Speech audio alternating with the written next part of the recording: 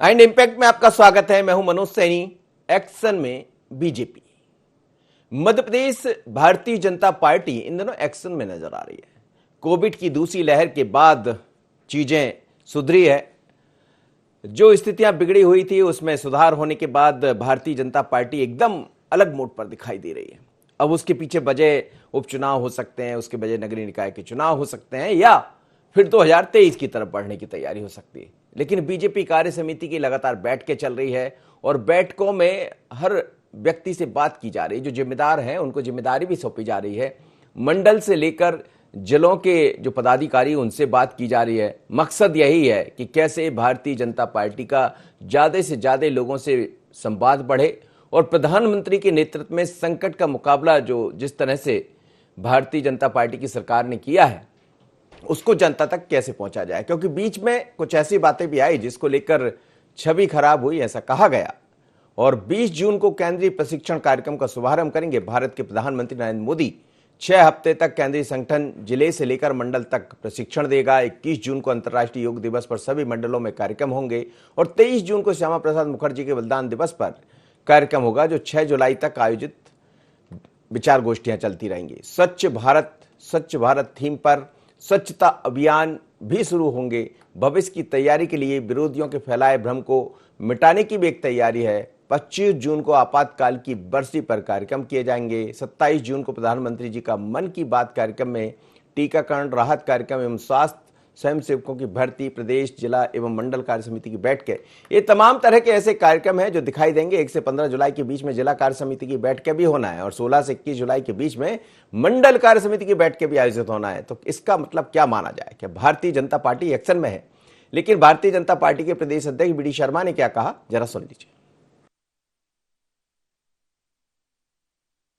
भारत के हमारे यशस्वी प्रधानमंत्री माननीय नरेंद्र मोदी जी ने 21 जून अंतर्राष्ट्रीय योग दिवस जो इस दुनिया के अंदर इतिहास बनाया है, उस पर पूरे देश के अंदर भारतीय जनता पार्टी प्रत्येक मंडल में 2 स्थानों पर योग दिवस के कार्यक्रम करने का लक्ष्य भारतीय जनता पार्टी ने लिया है। 21 जून को, 23 जून डॉक्टर श्यामा प्रसाद मुखर्जी की पुण्यतिथि से लेकर के 6 जुलाई जन्म जयंती तक भारतीय जनता पार्टी ने जो हमारा एक अखिल भारतीय कार्यक्रम है, प्रत्येक बूथ पर हम इस अभियान को और इस कार्यक्रम को भारतीय जनता पार्टी ने लिया है।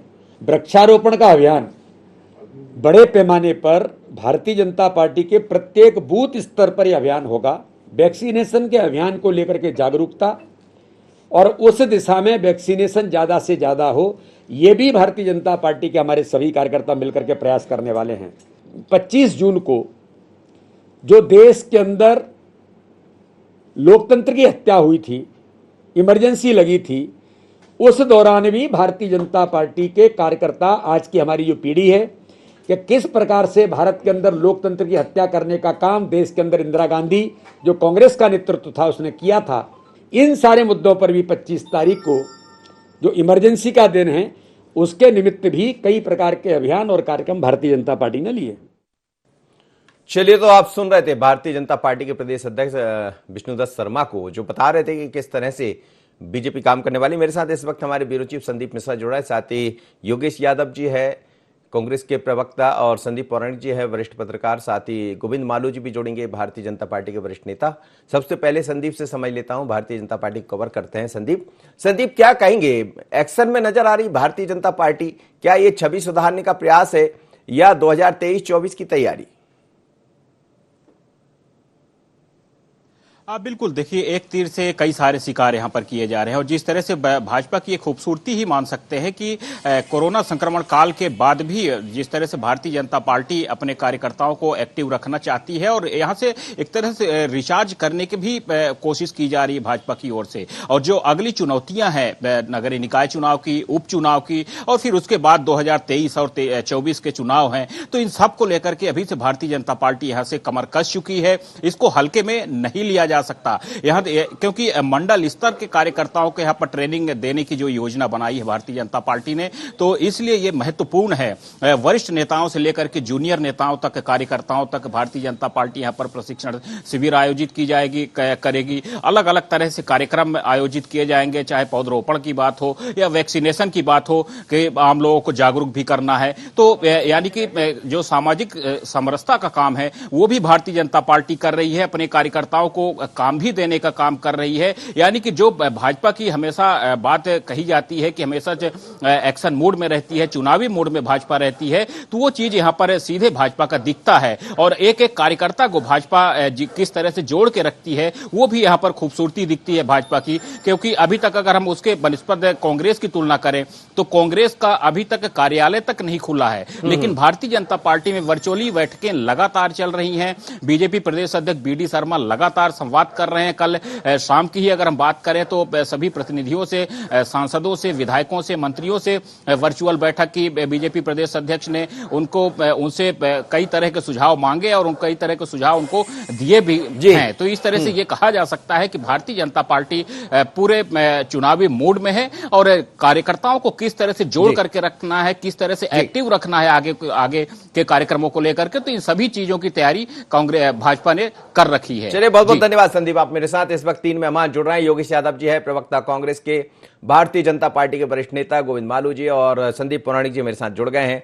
गोविंद मालू जी, ये जो एक्शन में नजर आ रही है भारतीय जनता पार्टी, क्या 23 और 24 की तैयारी की तरफ बढ़ चली है, या जिस तरह से छवि पर कुछ असर दिखाई दिया है कोविड के बीच में, उसको सुधारने का प्रयास है? भारतीय जनता पार्टी तो जिस दिन चुनाव जीतती है उसी दिन से एक्शन में रहती है, और उसके बाद विरोधियों का रिएक्शन चालू हो जाता है हमारी एक्शन पर। तो भारतीय जनता पार्टी तो काम में भरोसा करती है। यदि ये नहीं करती होती तो 2003 में जब हमने सत्ता संभाली, उसके 5 साल में हमने 15 साल का जो बैकलॉग था, वो जो ध्वस्त किया था मध्य प्रदेश को, उसको पुनर्निर्माण करके खड़ा नहीं कर पाते हम तो शुरू दिन से डे 1 से काम शुरू करते हैं, और हमारा एजेंडे में रहता है विकास, सुशासन। ये 2 चीज हमारे एजेंडे में रहती है। तीसरी रहती ईमानदारी से काम करना।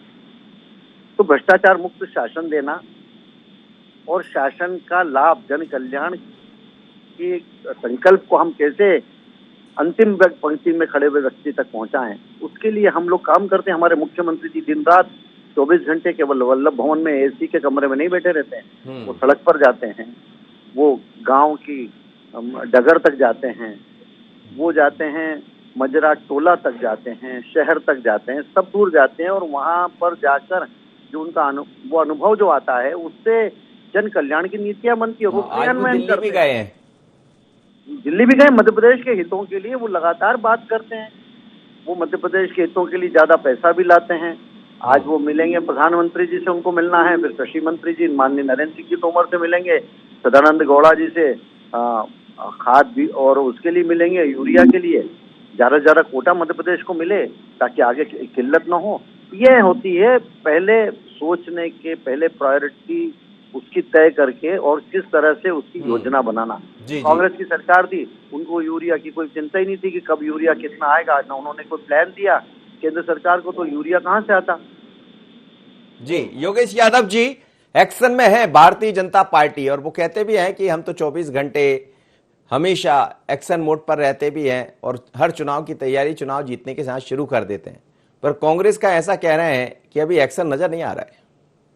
देखिए मनोज जी, एक्शन का प्रदर्शन करना और एक्शन की रूपरेखा तय करना और एक्शन को क्रियान्वित करना, इसमें बहुत ज्यादा डिफरेंट है। भारतीय जनता पार्टी का हर महीने 2 महीने बाद कुछ शिगुफे छोड़ने के ऐसे आदत हो गई है, और इसी तरीके से देश प्रदेश चल रहा है। पहली बात तो मैं, इनके आंतरिक मैटर है, भारतीय जनता पार्टी का संगठनात्मक दृष्टिकोण है। जो भी करें, अच्छा करें बुरा करें, ये सब अच्छी तरह जानते हैं कि किस तरह मध्य प्रदेश कहाँ जा रहा है। लेकिन कांग्रेस के नजर से यदि आप एक समीक्षात्मक दृष्टिकोण से पूछेंगे तो मैं आपको स्पष्ट कहूंगा कि मुझे बीडी शर्मा एक कंफ्यूज लीडर और बेबस लीडर नजर आते हैं, जिनको खुद ही पता नहीं रहता है कि हमें कल क्या करना है और क्या एजेंडा है। ना तो उनका प्रदेश का जो अध्यक्ष होता है, यदि उसको कहा जाए तो कहीं ना कहीं से वो सीएम से भी सर्वोपरि उन्हीं के संगठनात्मक दृष्टिकोण से, उनके मार्गदर्शन में ही प्रदेश चलता है। लेकिन आज बीडी शर्मा एक बेबस, लाचार प्रदेश अध्यक्ष हुए, कंफ्यूज लीडर रहे, 3-3 बार दिल्ली अपनी लेकर कार्य के जो ये बेबसी आपको क्यों नजर आ रही, कहां दिख रही बेबसी? ये स्पष्ट है। 3 बार जो कार्य समिति की घोषणा करते करते 3 बार जो दिल्ली पहुंचे, उसके बाद भी अपने लोगों को या जो कांग्रेस जो बीजेपी से समर्पित लोग हैं, जो संघ के लोग हैं, उनको उपेक्षित किया जाना, उनको वही का असंतोष की भावना चलना पूरे मध्य प्रदेश के अंदर, और संघ के कार्यकर्ताओं को उपेक्षित करना, ये सब स्पष्ट है। रोज बवाल मच रहा है, रोज उनके खिलाफ बयानबाजी हो रही है। वो सबको संवारने के चक्कर में खुद को ना संवार पाए हैं, ना संगठन को संवार पा रहे हैं। दूसरी बात मैं बोलता हूं, अभी वीडी शर्मा जी बोल रहे थे, उनकी मैं बातें सुन रहा था। अब आप देखिए कि मध्य प्रदेश के मामले में एक भी बुनियादी मुद्दा नहीं है। वृक्षारोपण करेंगे साहब, पहले भी आपने 5 करोड़ पौधे लगाए, क्या हश्र हुआ? आपने इतनी बातें की, आप इमरजेंसी को आज भी कोस रहे हैं। 40 साल के 41 साल और 44 43 हो गए। 1975 26 जून को इमरजेंसी लगी थी। अब आप उसको इमरजेंसी का मुद्दा, क्योंकि आपके पास बुनियादी मुद्दे नहीं है। मैं वीडी शर्मा जी को आपके लोकप्रिय चैनल के माध्यम से मुद्दे देता हूं। वीडी शर्मा जी, आपका संगठनात्मक दृष्टिकोण बढ़ जाएगा। पेट्रोल जो पूरे देश के अंदर मध्य प्रदेश में सर्वाधिक जिसमें टैक्स लगता है, आप उसको कम करा के दिखाइए। आपकी कार्य समिति हम मानेंगे कि सफल हो जाए, आप कम कीजिए। आपको मैं बोल रहा हूं, आज भी मध्य प्रदेश में टीके का अभाव चल रहा है। मध्य प्रदेश में कई जगह टीके की आपूर्ति नहीं हो पा रही है, आप उसको पूरा कीजिए। मध्य प्रदेश में पिछले समय मई में 37,000 समथिंग कुछ मौतें हुई थी। आज इसी मई 2021 में 1,67,000 समथिंग मौतें हुई हैं। ये बिल्कुल अधिकृत रूप से मैं कह रहा हूं, आप इनको सुधारिए। आप मध्य कांग्रेस क्या करेगी? जी, कांग्रेस क्या कर रही हो? कांग्रेस सड़क पर है। पेट्रोल के मुद्दे पर हम आए हैं, हम हर मुद्दे पर हम इन पर देख रहे हैं, नजर रख रहे हैं। लेकिन अब ये ऐसे मुद्दे ऐसे वो लेते हैं, संगठनात्मक हम संघ का गठन करेंगे, संगठनात्मक वो करेंगे। अरे साहब, जनता की तो बात कीजिए। आज जनता का क्या हश्र हो रहा है? इमरजेंसी की बात कर रहे हैं साहब। इमरजेंसी के मामले में बता देता हूं मैं आपको, हम आज भी कांग्रेस के लोग इमरजेंसी को अनुशासन के पर्व को मानते हैं, क्योंकि उस समय राहुल गांधी तो कह दिए थे ना इमरजेंसी गलत थी, उन्होंने एक बार नहीं, वो उनका व्यक्तिगत वो था। उसके बाद उन्होंने स्वीकार किया कि इमरजेंसी अनुशासन का पर्व था, और जनता ने भी इसको मान्यता प्रदान की है। जी, संदीप पौराणिक जी, दोनों को आपने सुन लिया, लेकिन मेरा ये मानना है कि क्या 23 और 26 की तरफ बढ़ चली है भारतीय जनता पार्टी? जिस तरह से एक डेंट लगा है, कई तरह ये कहा जाए कि पहले जो एक स्थितियां थी केंद्र सरकार की, वो दिखाई नहीं दे रही। हल्का सा लोगों के मन में कुछ कमी भी आई है, छवि कुछ कमी हुई है, क्या उसको सुधारने का प्रयास है? मनोज जी, अगर हम स्थितियों को देखें तो अनलॉक होने के बाद एक तरफ जहां मध्य प्रदेश की अगर हम बात करते हैं तो सरकार पूरे एक्शन मोड में नजर आ रही है, दूसरी तरफ संगठन। वाकई में कोई भी राजनीतिक दल हो, अगर वो सत्ता में है और दोनों पहिए दौड़ते हैं तो उसकी ताकत और मजबूत होती है। जहां तक आपने बात कही कि हालात जो वर्तमान में, महंगाई एक बड़ा मसला है, कोरोना में जो अव्यवस्थाएं सामने आई हैं उसने लोगों को झकझोर दिया है, मौतों का बड़ा आंकड़ा है। कहीं ना कहीं चाहे केंद्र की सरकार हो चाहे प्रदेश की सरकार हो, उसकी छवि पर एक डेंट तो लगा है, इसे कोई नहीं नकार सकता। लोगों का भरोसा भी कम हुआ है, इसे भी कहना पड़ेगा जी। राजनेताओं की जो बात पर लोग भरोसा करते थे वो भी कम होता नजर आ रहा है। ये हमने सारी चीजों में देखा, चाहे दीपक जलाने की बात हो, चाहे ताली बजाने की बात हो, आज लोग उसका विश्लेषण करने लगे हैं। इन स्थितियों में सरकार तो अपनी योजनाओं से छवि बना सकती है, लेकिन निचले स्तर पर मजबूत सिर्फ संगठन कर सकता है। और संगठन, बीजेपी का, ये सब मानते हैं कि उनकी सबसे बड़ी ताकत है, उनका कार्यकर्ता जमीन तक है और सक्रिय रहता है। जैसा मालू जी ने कहा कि उनकी पार्टी हमेशा इलेक्शन मोड में रहती है, मेरा मानना है कि इलेक्शन के साथ साथ वो एक्शन मोड में भी रहती है और वो दिखती है। पूरे प्रदेश की कार्य समिति को लेकर विवाद हुए, चर्चाएं हुई, सभी सारे राजनीतिक दलों में होती है। हम कांग्रेस की बात करते हैं तो कांग्रेस में पदाधिकारियों की नियुक्ति के लेके किस तरह की स्थितियां चलती हैं, इससे किसी से छुपी नहीं है। अब स्थितियां ये है कि संगठन को ज्यादा जमीन पर काम करना होगा और ये चीज प्रदेश की बीजेपी इकाई समझ रही है और प्रदेश अध्यक्ष उसको बेहतर समझ रहे हैं। उनकी सक्रियता का अनुमान लगाइए। मुझे ऐसा नहीं लगता है कि कोई भी ऐसा दिन खाली जाता है प्रदेश अध्यक्ष का जो या तो ऑडियो वीडियो किसी भी तरह से सक्रिय नजर ना आए। कांग्रेस में वो सक्रियता नहीं दिखती। कांग्रेस को इससे सीख लेनी चाहिए और वाकई में जो बीजेपी पे डेंट लग रहा है या बीजेपी की सरकारों पर डेंट लग रहा है, उसे अगर कोई कम कर पाएगा, मध्यम कर पाएगा, तो सिर्फ संगठन कर पाएगा। ये पार्टी जानती है और यही कारण है कि संगठन बहुत तेजी से सक्रिय है। जी बिल्कुल, आपने ठीक कहा। गोविंद मालू जी, कुछ सवाल थे योगेश यादव जी के, सुन लिए होंगे आपने, जवाब दे दीजिएगा। देखिए, योगेश यादव जी के सवाल नहीं थे, वो सुझाव हमको दे रहे थे। मेरा उनसे विनम्र आग्रह है कि वो सुझाव कमलनाथ जी को दें, अपनी पार्टी को दें। अपने तो घर में टूट फूट हो रही है, दूसरे का घर दुरुस्त, हमारा दुरुस्त घर को हम उसमें सीमेंट कंक्रीट लगाने की कोशिश करें। हमारे यहाँ सब ठीक ठाक है, चाक चौबंद है।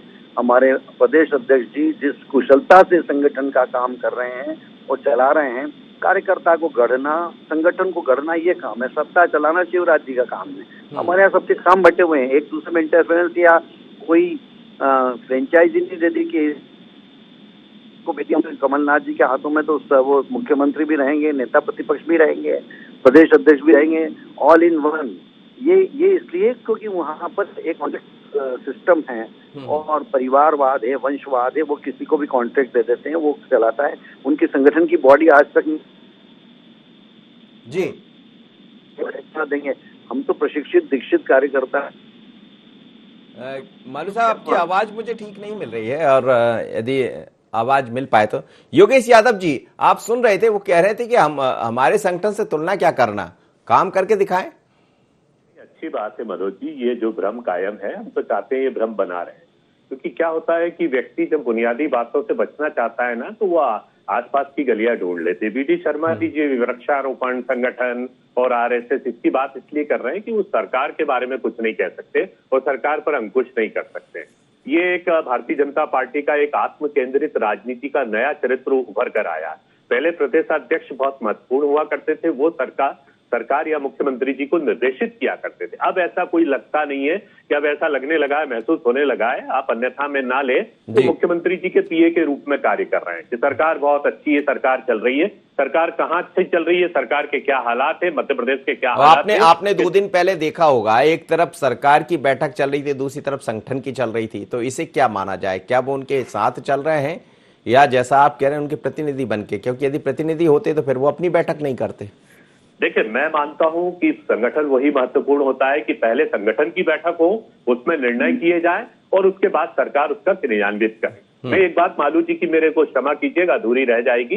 इमरजेंसी के संदर्भ में उन्होंने जो कुछ भी कहा, इमरजेंसी मार्च 1977 में जब इंदिरा जी चुनाव हारी थी, तो जनवरी 1980 में जो प्रचंड बहुमत से 376 सीटें लेकर आई थी, तो वो इस बात की प्रामाणिकता थी कि भारत की जनता ने प्रचंड बहुमत देकर इंदिरा जी को यह कहा है कि आपकी इमरजेंसी सही थी, आपका अनुशासन पर्व था, और ये 2.5 साल की जो जनता पार्टी की सरकार थी उसका नेस्तनाबूद कर दिया। अब इनसे कहिए कि इस रिकॉर्ड को बहुत पुराना हो गया है। इंदिरा जी की एक मान्यता थी, इंदिरा जी जिस समय उनकी मृत्यु हुई उस समय 100 राष्ट्रों की अध्यक्षा थी, तो एक अंतर्राष्ट्रीय कद की नेत्री के प्रति और सरकार के प्रति कभी भी टिप्पणी ना करें।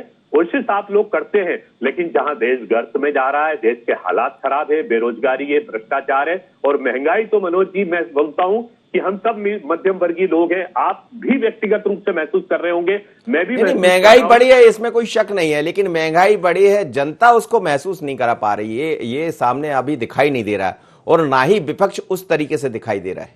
देखिए, मैंने वही बात कहा ना, भ्रम परोसा जा रहा है ना, जनता को भ्रम प्रस्तुत किया जाए, कहीं धर्म की राजनीति, कहीं किसकी राजनीति।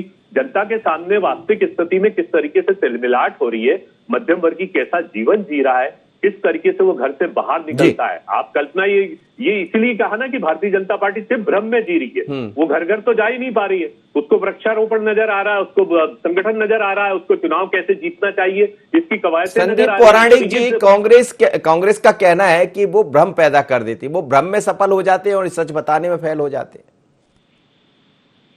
देखिए मनोज जी, ये अपने अपने तरह की राजनीति करना है।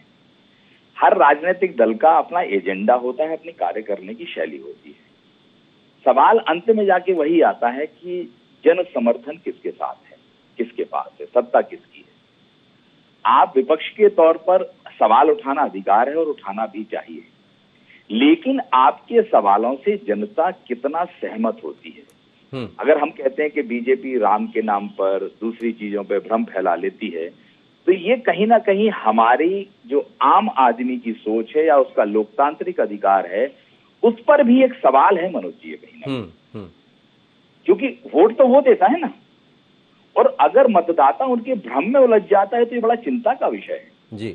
क्या हमारे विपक्षी जो दल हैं वो अपनी बात नहीं समझा पा रहे लोगों को, या वो भ्रम फैला लेते हैं? आज जरूरत इस बात की, ये बात बिल्कुल सही है कि महंगाई एक बड़ा मसला है, रोजगार जा रहे हैं एक बड़ा मसला है, कोरोना की महामारी से जो स्थितियां हुई हैं वो भी बड़ी विषय है। क्या विपक्ष उस चीज को जनता तक, जनता के मन में है वो बात, मैंने माना वो परेशान है, बेरोजगारी बढ़ रही है, महंगाई बढ़ रही है, क्या उसको और आप बैठा पा रहे हैं राजनीतिक दल के तौर पर जी, ताकि जन समर्थन आपको मिले? आखिर सत्ता उनके पास रहेगी, आप विपक्ष में रहेंगे, तो जनता की बात अगर आप चुप धीमे स्वर में करते हैं और जनता उससे कन्वेंस नहीं होती है, तो ये आपके लिए भी आत्मविश्लेषण का विषय है कि आखिर हमारी बात जनता सुनती क्यों नहीं है जब इतनी समस्याएं हैं जो आप बता रहे हैं। इसलिए विपक्षी दल के तौर पर कांग्रेस को भी ये मनन करना चाहिए, क्या उसका संगठन मजबूत नहीं है, क्या उसके लोग जमीनी स्तर पर काम नहीं कर रहे हैं, इसलिए विपक्ष को समर्थन नहीं मिल पा रहा है जनता का।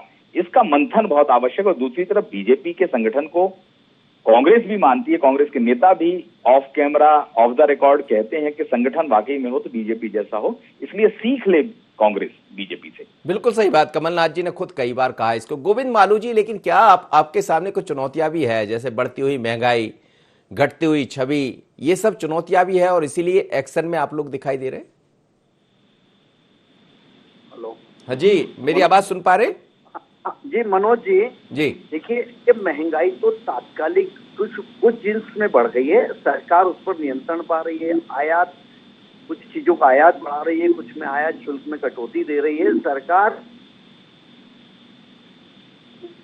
अभी कोरोना महामारी थी, इस दौरान हमारे यहाँ पर कुछ दिक्कतें आई, कुछ इंडस्ट्रीज बंद रही, तो ये जो दिक्कत आई है तात्कालिक है, बहुत ही क्षणिक है, को बहुत जल्दी ठीक कर लिया जाएगा। मैं बता रहा हूँ, कांग्रेस के मेरे मित्र कह रहे थे महंगाई तो भाई आपने आजादी के, अंग्रेजों के जाने के बाद 10 साल बाद ही महंगाई शुरू हो गई।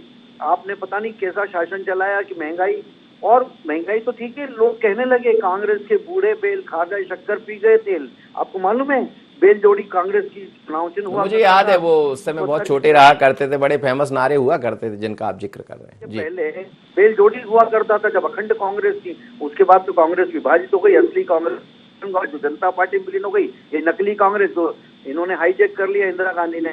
तो इन्होंने जो भ्रष्टाचार का तांडव रचाया और देश में भ्रष्टाचार के कीर्तिमान कायम किए, इन्होंने तो सत्ता संभालते ही भ्रष्टाचार का श्री गणेश शुरू कर दिया, और ऐसे जेड तक इनके कार्यकाल में हुए, इसके कारण महंगाई बढ़ी। आज हमारे 7 साल के कार्यकाल में मैं कांग्रेस के नेताओं को, कार्यकर्ता से लेकर बड़े नेता राहुल गांधी, सोनिया गांधी तक को चुनौती देता हूं कि एक भी भ्रष्टाचार का आरोप प्रमाणित करके बताएं तो हम सब राजपाट छोड़कर और आपको सौंप देंगे। चलिए जी, योगेश यादव जी, आप अभी कह रहे थे वो भ्रम फैलाने में सफल हो जाते, आपके मुताबिक आप सच कहने में असफल हो जाते, तो संगठन को कहीं ना कहीं मजबूती देना पड़ेगा। और गोविंद मालू जी भी कुछ कह रहे थे।